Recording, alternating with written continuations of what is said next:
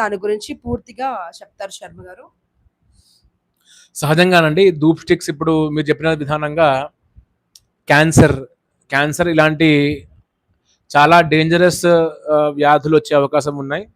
So మీరందరూ కూడా మనం పూర్వం చేసుకున్న విధానంగా ఆవు పిడకలు, ఆవు పిడకలు వాటిని ఎండబెట్టినటువంటి పిడకలు తీసుకొని అవి మీరు వాటిలో నిప్పు చేసి మనం వచ్చేటువంటి గుగ్గిలము ధూపము దొరుకుతుంది మైసాచి అని, అవి మీరు వాడడం ద్వారా చాలా మంచిది. అలాగే యజ్ఞయాగాదులతో వచ్చేటువంటి పొగ కూడా చాలా మంచిదండి. భోపాల్ గ్యాస్ ఇన్సిడెంట్ మీ అందరికీ తెలిసే ఉంటుంది.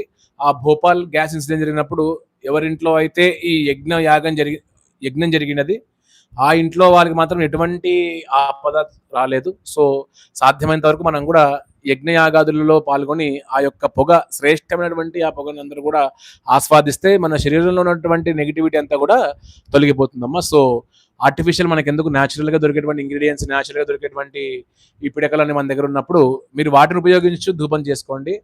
ఖచ్చితంగా మన పూర్వీకులు, మన పెద్దలంతా కూడా అదే పాటించారు. సో మీరు కూడా అదే పాటిస్తే చాలా మంచిది.